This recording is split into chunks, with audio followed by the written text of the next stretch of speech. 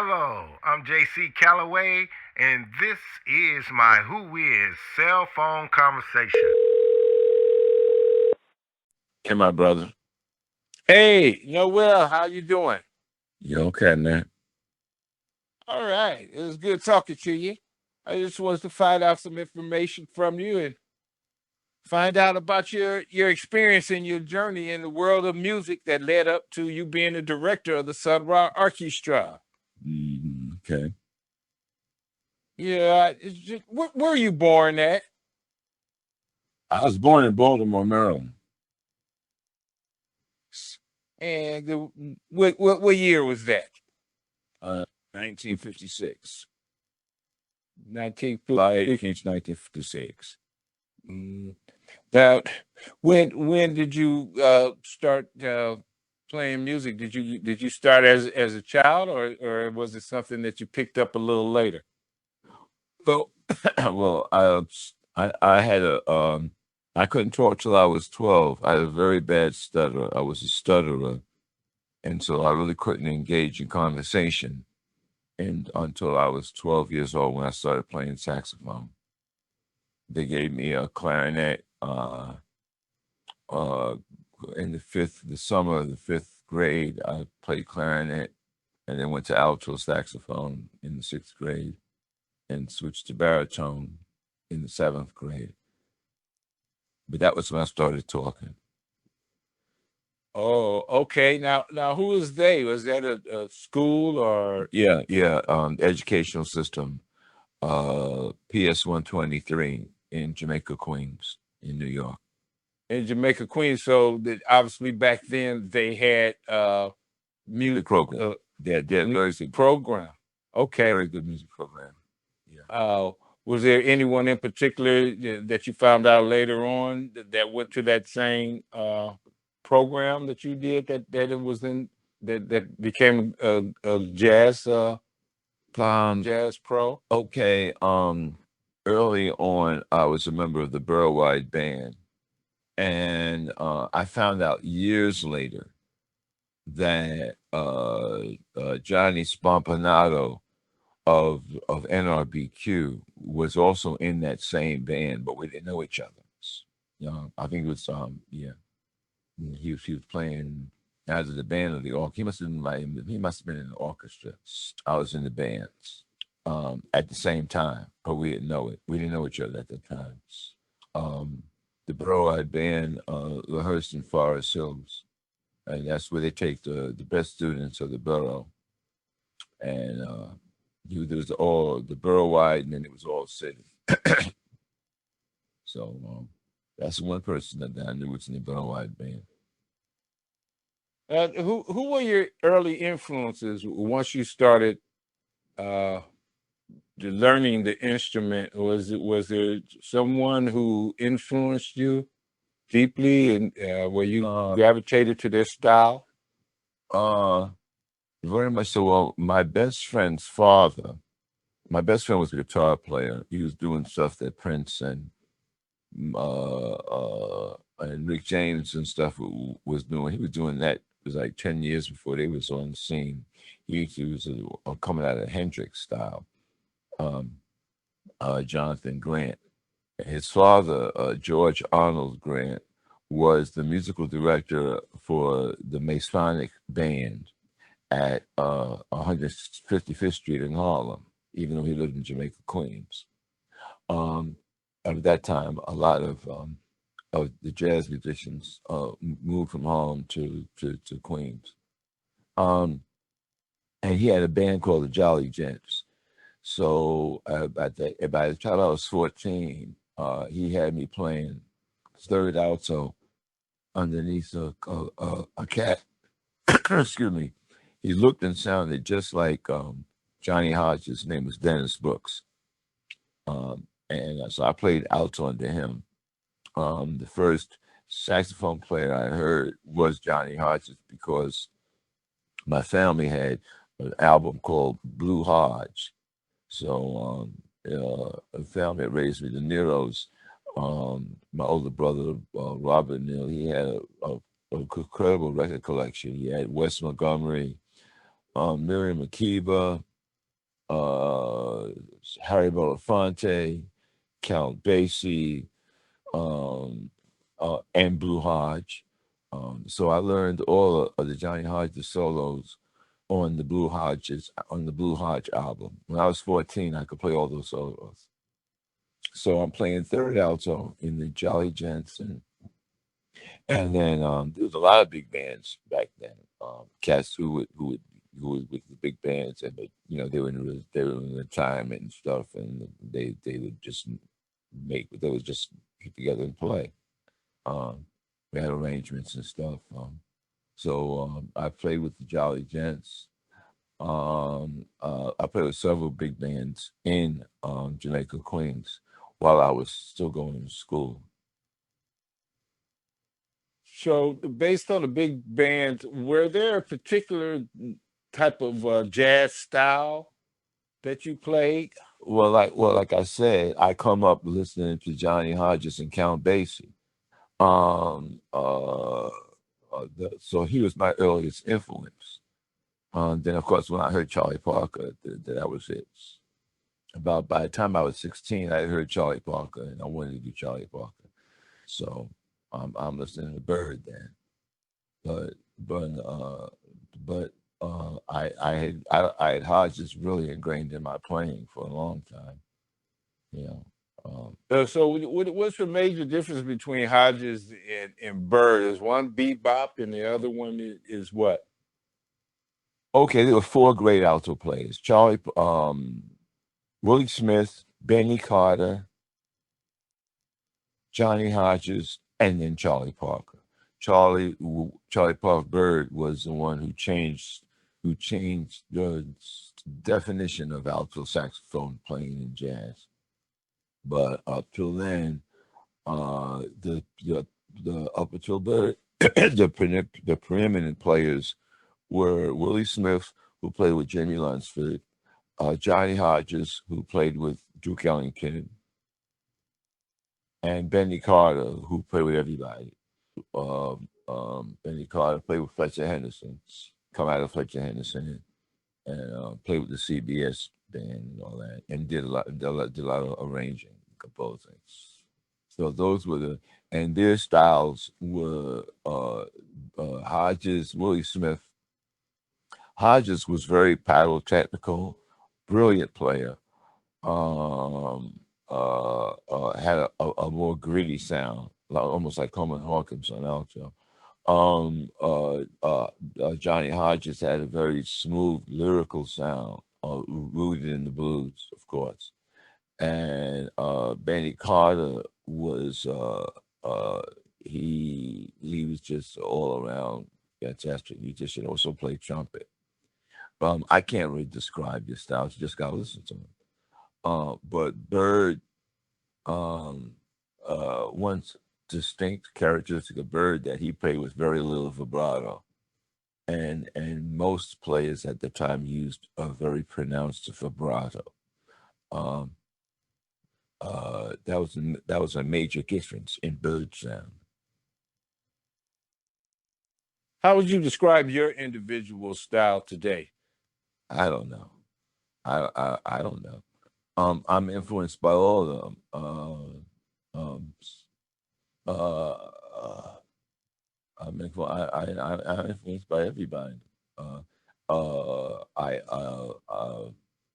For years I tried to emulate uh, the style of Charlie Parker, but I realized that it was a little bit beyond my musical capability. Bird was on a whole nother level, a whole nother level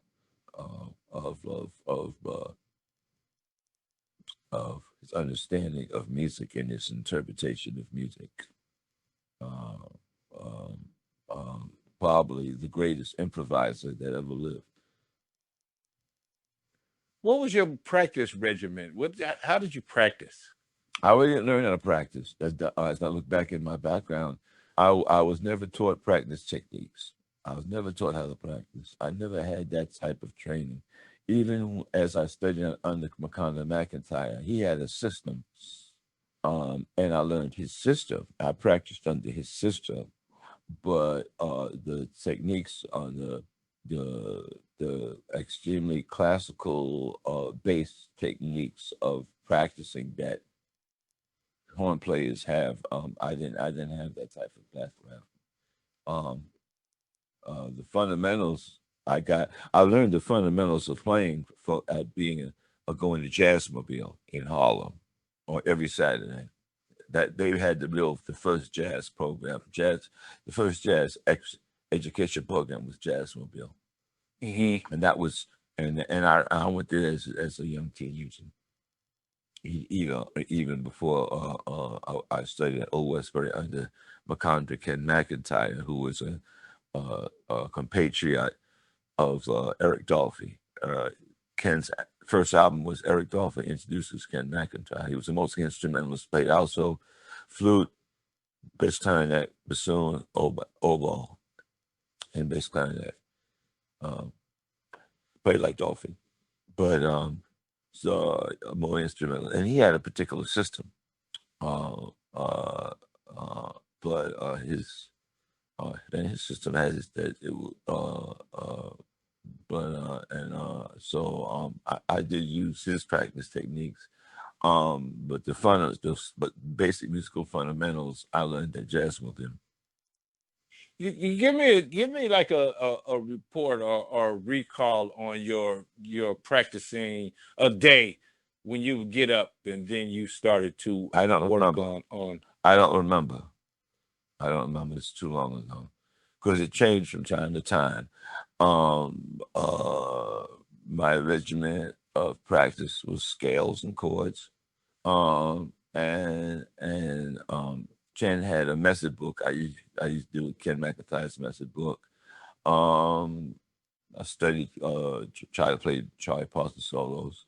Uh, um, but most of the time, also, we used to practice in the practice rooms of Queens College with myself, Najee, Siraj, Tony Henson, um, um, uh, Bernard Wright, a whole bunch of players that came out of Queens. Donald Blackman, Jess King. There was a whole bunch of really good players, and but most of them practiced jazz and played funk because this is the Cool in the Gang, like Earth, Wind, and Fire were really big then. And everybody was playing Earth, Wind, Fire, Sabita, War, later on Tower of Power. So everybody was doing that type of material, was always playing funk, the Jamaica funk.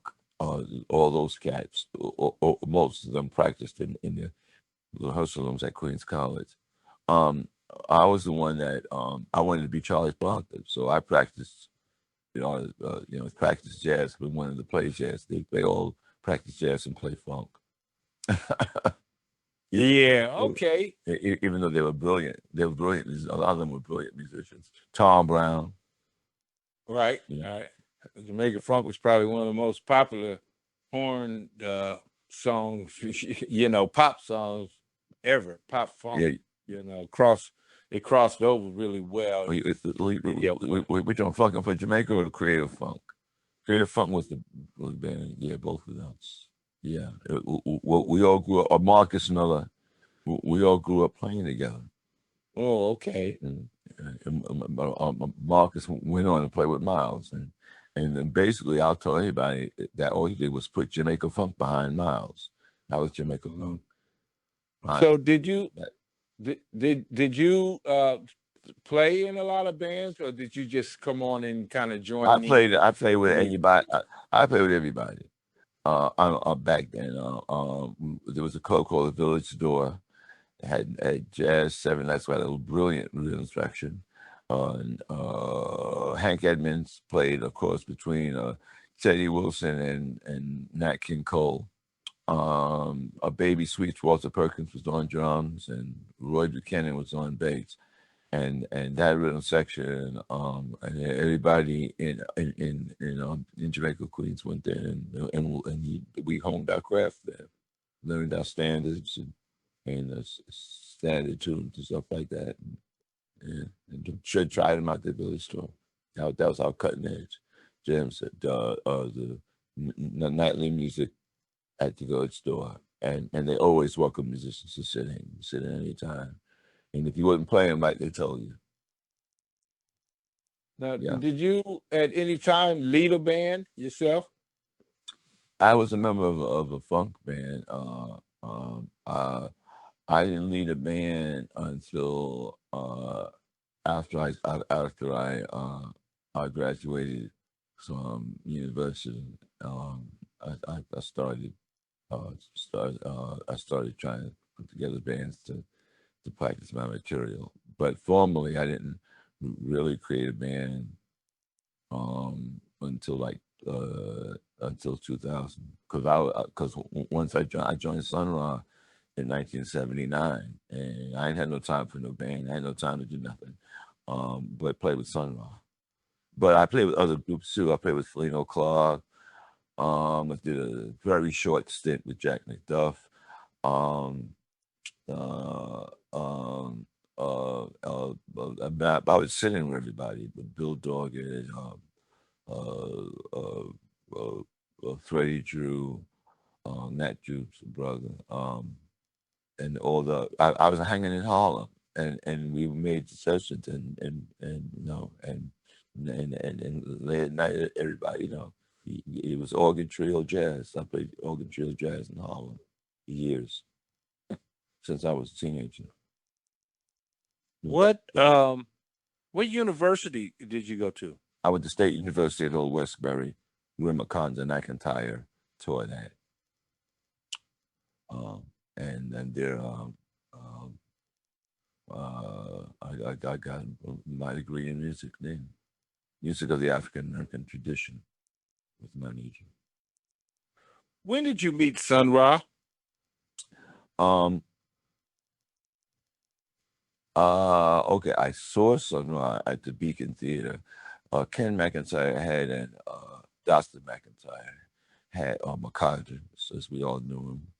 Um, um, he had open door policy, and I'd go in his office, and he had an eccentric record collection, and in his lectures and in his classes, there was speech of Sunrise. So I said, well, let me check this cat out. I was hip to Fletcher Henderson by then from Warren Smith, studying with him and starting arranging with Warren Smith. And he introduced the techniques of Fletcher Henderson. So I listened to this album called Jazz and Silhouette, and it just changed my life. This is the greatest band ever. I gotta find these guys. Where these guys? I'll get around, so on and so.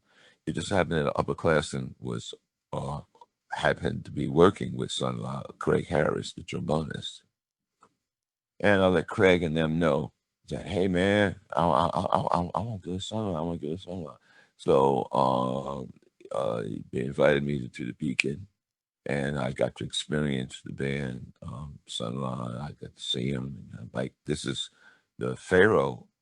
All my studies of African American history and African history, who was before me in the visage and experience of experiences music and watching him and the pageantry, the cosmodrama, and the depths of the music. It took me all the way back through jazz history on into ancient Egypt. So I got to play with these guys. So Craig wanted to get away from Sun Ra, and Sun Ra was very spiritual, very like a mystic, and he had very strong vibrations. You didn't want him angry at you. If you wanted to part ways with him, you wanted it to be with his blessing. So Craig wanted to with other bands, and he wanted Sun Ra to bless his departure. So he said, "Oh, okay, let me offer him some other musicians to take my place." So he had Sun Ra him and Warren Smith set up audition with me and with Sun Ra and at Studio Whisk on 151 West 21st Street, which was the first jazz loft and the last jazz loft of the jazz loft scene. Warren and who else? Oh, I mean, Sam Litters had the first jazz loft. Anyway, Warren had the last one, first and last one, jazz loft scene.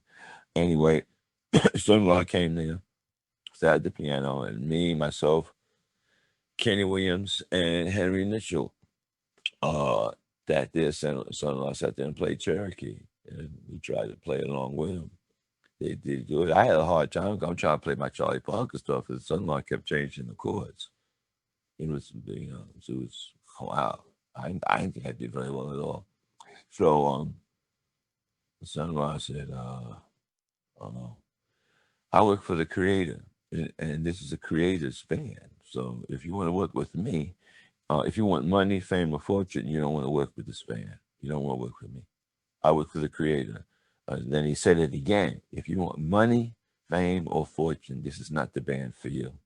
So Henry Mitchell, he was working with Late Shoes Band at the Apollo. So when he heard that, he went, pew, he was gone. So me and Kenny Williams, a brilliant tenor and baritone saxophone player. At the time, I was playing alto and baritone. We said, okay, we'll go along with him. So that was like Tuesday. On the Wednesday, the very next day, someone had me meet him at outside the Variety Arts recording studio, which was on 6th Avenue and 42nd Street on the 6th floor, 666. So we went up there and he played some tracks, and me, Mike Ray, June, John, Marshall, a couple other cats. We were standing around the piano, and son-in-law was playing these tracks. Son-in-law looked at me and nodded. I'm like, huh? What's she? So I looked at Mike, play. So I started playing, and that was my second encounter with Sun Ra, and it was recorded as the introduction to Seductive Fantasy, of which since then Marshall has rearranged. But the original Seductive Fantasy featured me on my introduction on baritone saxophone. That was my second meeting with Sun Ra, and he would have me commute to Philadelphia, and I'd make rehearsals at the house. I'd stay the night and send me back, and that went on for some time. And next tours, he took me and Kenny, and I was with him exclusively for the next 3 years. Then in that process, I brought my then girlfriend into the band. She was dancing. The next thing I knew, she was pregnant. She left, and then I had to leave because I had a child, and I needed to support the child, and we were getting flying 20s. So in 1981, I left and moved to Harlem, and then just became part of the jazz scene there and played exclusively. I worked with Preacher Robbins, Selena Clark. I was the foundation of his sextet, great sextet. Um, he he ended up the last organist, great organist of Harlem. Emmy Charles and all, and that's the last one. Joy Fenton was his best friend. So for a while, I divided my time between Solino and Son-in-law, and then I couldn't do it anymore. I just could stay with Son-in-law. Son-in-law called me back to the band in 1988, and I was with him. I became his aide until he left the planet. So until the last year, then there's no heat in the house. He He was in the hospital. I moved back to New York, and then they sent him to Birmingham, and he died. That's a fact. Now, for you guys lived in the house 24/7, so Yeah. I heard stories that he would call at any time of the day or night to come in and rehearsal and Yeah. rehearse, and you Yeah. guys would have a long rehearsal session. How did that work? A rehearsal may be 10, 12, 15 hours. Yeah. Wow, that is a discipline that a lot of musicians wouldn't be able to withhold today. Um, You know, what did you learn the most from the Sun Ra experience in regard to his style of music and developing your style that fit with his style? uh, I just listened to Marshall and John. I was trying to hang with them. And John Gilmore. yes, the great John Gilmore and then Marshall. And really, I wasn't during the time I was with Sun Ra. I was just I didn't feel I was making it at all. You know, they're playing this so flawless, and the phrasing was so different. It took a long time. I didn't really learn Funla's music until Marshall called me back in 1997. Because I was always in and out. So I left in '95, and then Marshall called me back in '97, and then Marshall started having long rehearsals, leave 5 hours a day with Marshall, and he really, trained me in Sunrise phrasing and how to articulate Sunrise music. I'd say my training really came from Marshall. Yeah. And so what did you learn? What are some of the things that you learned from Marshall as far as you were living with him and also touring with him regularly? What did you learn as far as that led up to becoming a director of the orchestra? You learn the phrasing. You learn to not think in a box. You know, uh, uh, music is not in a square; it's in a circle. It bends, and time bends. Time is not static. It shifts.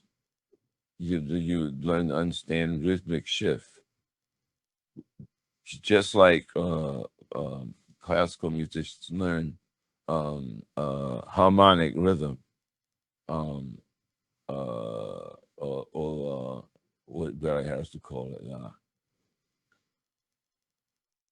Oh, I can't think about it. Barry would call it rather than changes, motion, movement. Barry Harris called it movement. There's something called movement. That's of one tonal center to another tonal center, as opposed to playing chord to chord to chord like giant steps. You play the tonal center of of that the chords articulate, the tonal center, and harmonic movements deal with the shifts of one tonal center to another. Well, the time is like that also. There's a shift. There's an undulation of time. It's not strict, and uh, uh, it speeds up and it slows down in increments. It's very subtle, but that's all part of swing. If you're just playing like you're a metronome, that ain't swinging. That's just being a metronome. You know, and also, if anything, I learned anything, it's asymmetrical rhythm. Bird played asymmetrically. Art Chatham played asymmetrically. Bud Powell played asymmetrically. Asymmetrically. You know, Dexter Gordon. Asymmetrically. You don't know when they're gonna come into a phrase and when they're gonna end it. Louis Armstrong was it? Dizzy, Miles. They were asymmetrical. asymmetrical rhythm. You know, and I learned that, and it's something that you feel. You either you feel it or you don't. From a scale of 1 to 10, how much does discipline play a role? I know marketing was big. Everything is discipline. A man cannot achieve without discipline. Everything is discipline. You have to have discipline to practice. You have to have discipline to train your ear. You have to have discipline to uh, to learn the technique that you need to be able to play. You might have talent, but it's your discipline and your application of of uh, of practice, which enables you to your discipline practice. Sometimes a lot of practice is mental. Now I practice more in my head than I do anywhere else. When did you begin writing music? I always wrote. I wrote from my first song. I think I wrote 1974. No, yeah, I wrote back then. Maybe 76. I started writing. As I did our senior project, we had to write compositions, and I wrote. I had the longest senior recital in the history of the school. I had 15. I wrote 15 compositions, 15 arrangements, 15 compositions, and after that 3-hour ordeal, they they put a limit on the time. But I had Limit on it. yeah, I had the longest. I had the longest recitals in the history of the Department of Old West. I mean, I had so much music. I had Well, was it were the tunes all segued together as one? no, That one these are all individual compositions. Oh, okay. Yeah, one after another. 3 hours worth of music. Wow. Yeah. So None. was there a recording of that somewhere? No, it was. I don't know. I found out many years later that King had been recording the recitals. But after I didn't know. I knew his first life. I knew his second life. So when his estate went the way it went, I wasn't part of that. I wasn't involved in that. In the continuation of Ken's legacy, I wasn't included in that. Yeah. So it's a possibility that there's some lost tapes out there of you, of the real there. It's Right possibility? It's possible. But Yeah, it really look. if it is, it probably ran out of tape. Well, hopefully he's got something. Maybe we have to look for it and find it. I don't know. Yeah, coming up to date. I know you wrote some composition on Marshall Allen's new album, his new No, I didn't. No, I didn't. Oh, you didn't. Oh, okay. Those are all the Marshall's songs. I just arranged them. You arranged. I did. I did arrangements. Now, when we're speaking of arrangement, what is the difference between it being written by Marshall and then you arranging it? What it would be? All right, when you write a composition, it's the melody and the chords. Okay.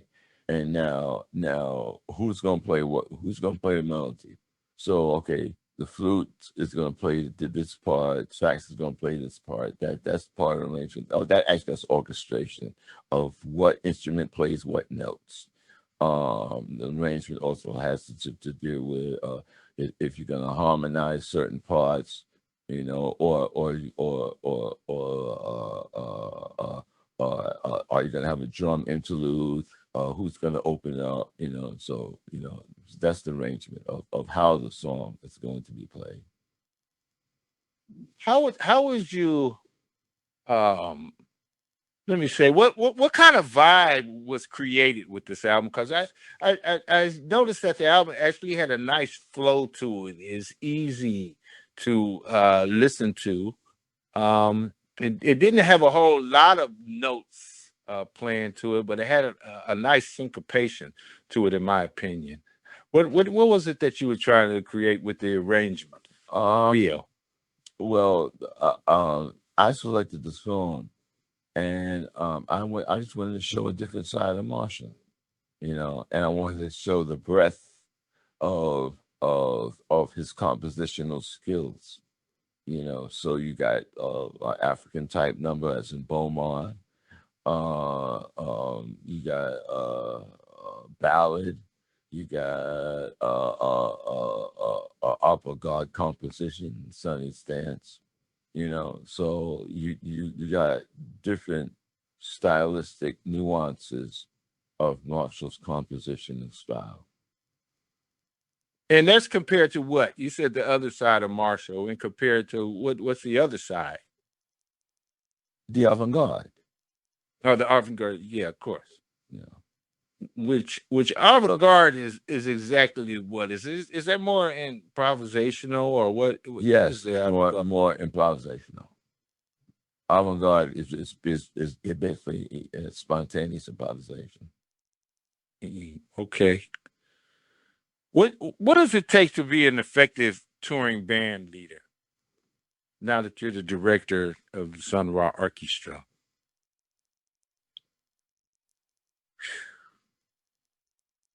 Patience, humility, you clarity of vision. As it did the Sun Ra created pictures of infinity. I might not have a vision so vast, but I try to give uh, uh, uh, uh, uh, uh, overview of the breadth of Sun Ra's composition and Marcus' composition of breadth of the stylistic nuances. you know, you know, For example, when you say the stylistic nuances, what would it be to change from a softer, or louder sound to a softer sound, or what would be the yeah. nuances? The nuances is groove. You might have an African groove here. You might have a straight ahead bebop groove here. You might have a big band stomp. You might have a vocal tune, instrumental tune. So somewhat just such a variety of different forms of music, of song. Is that it's so it's not like you're gonna hear the same style or the same sound every time the band play. No, every song sounds different. Every song is different. It's just not then if you go to a concert and every song sounds basically the same or everything's in the same groove. No. You change the tempo, you change the emphasis, you change the style. Some tunes are fast, some tunes are slow. Some tunes are emotional, some are shout and plaintive. And then we might go from a gospel shout into a ballad, into an Afro-Cuban, into avant-garde. That's 4 different spells right there. At what point did you know you were going to be the director of the Sun Ra Orchestra? It happened by itself. It was the natural evolution because it's hard to direct and play, So, so sometimes Marshall would be focused on playing, so I was direct while I was playing, you know, you know, and then, you know, uh, and so, you know,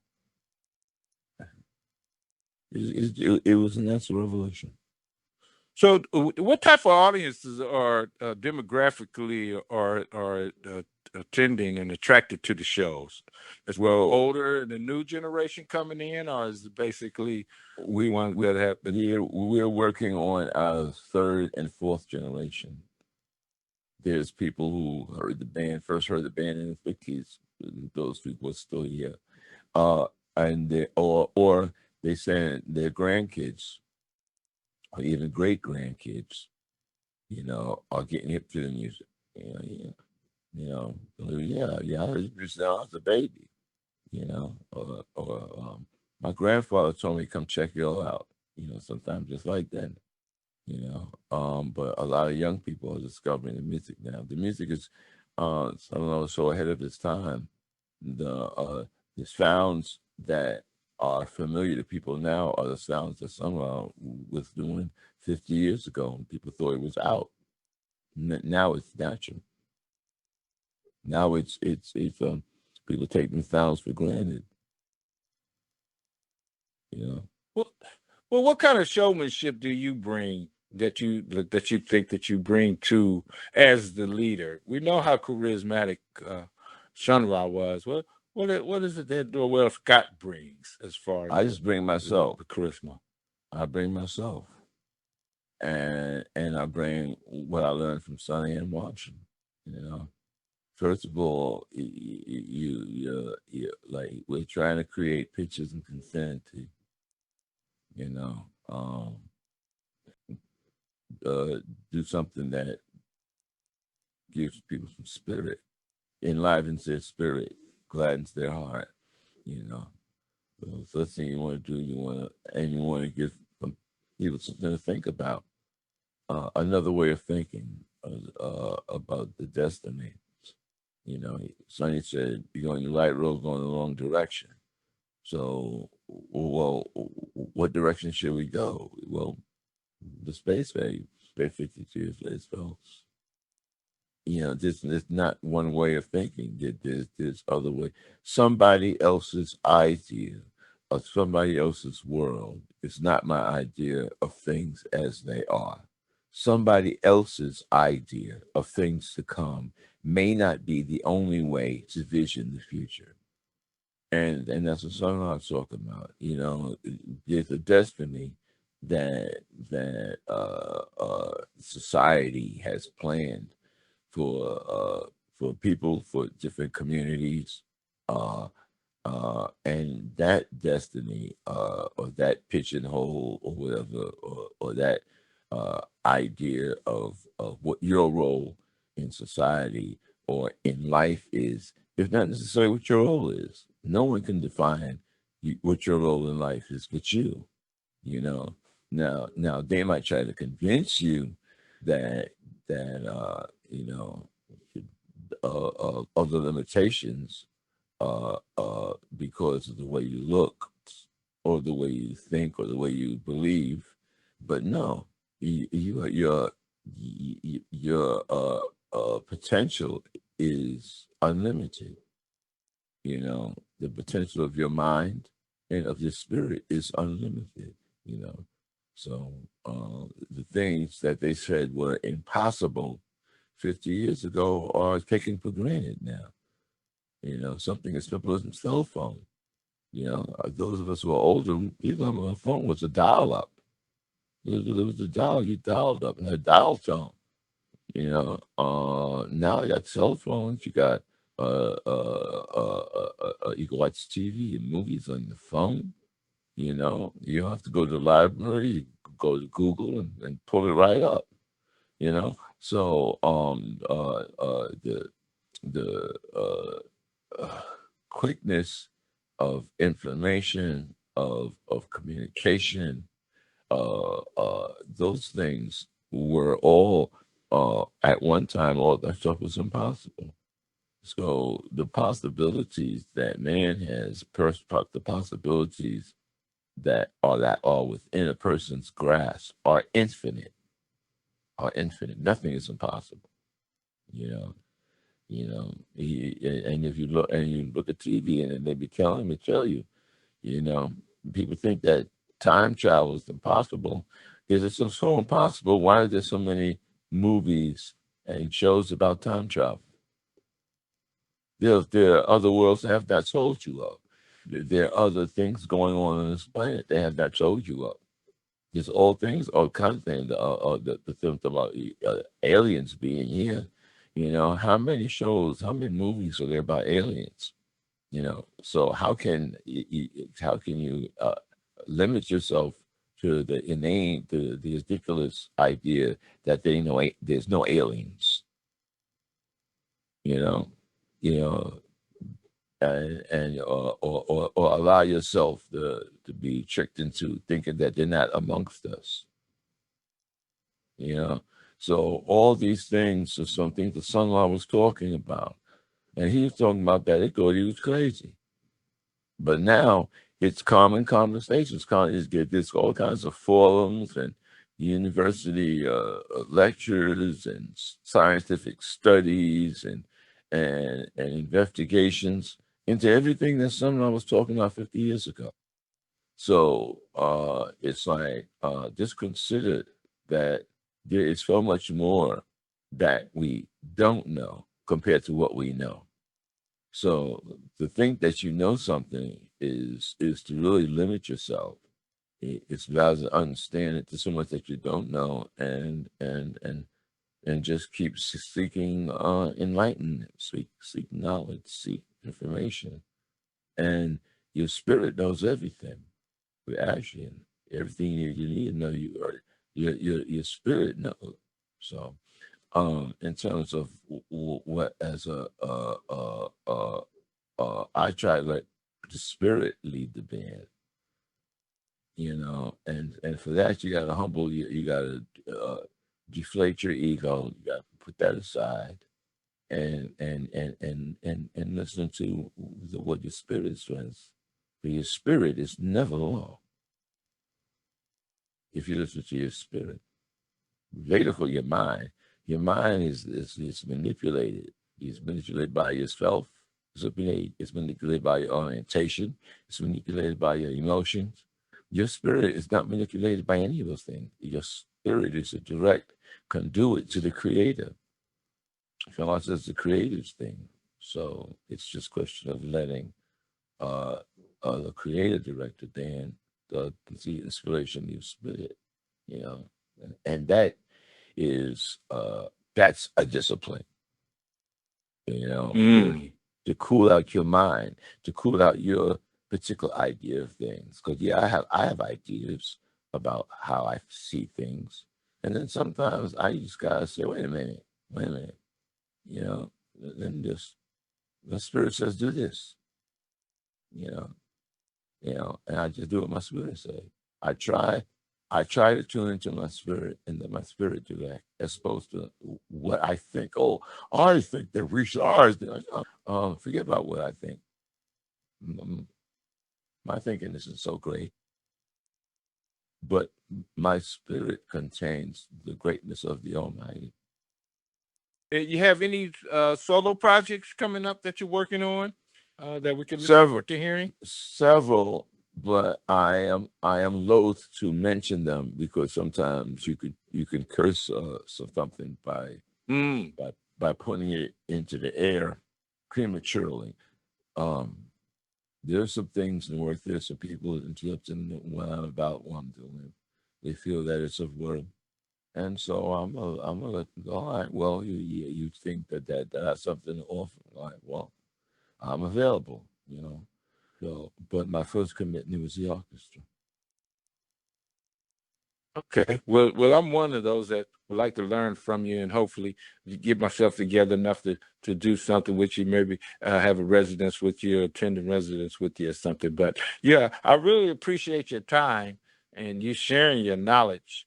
And I look forward to working on a project with you. And I really like how you are working with the orchestra and taking it into futurism of music and keeping the Sun Ra Orchestra institution going, as well as you coming out to the forefront and eventually getting the recognition that you deserve. Thank you, Noel Scott, for your time. Hope to talk to you again. No, it's my pleasure. Stage is a play. All right, let's stay in touch. All right now. Cheers. Steve. Conversation with JC Callaway.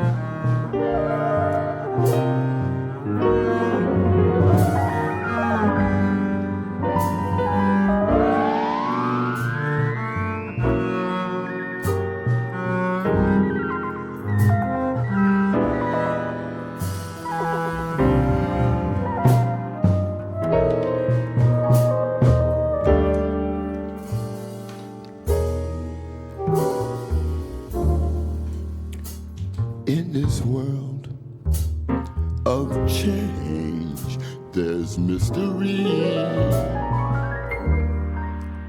From some far place, it captured me. Objects out in space circle the earth with rays of light.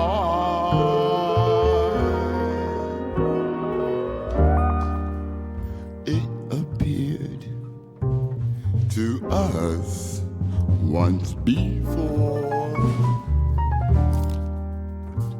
in a time when the world was one.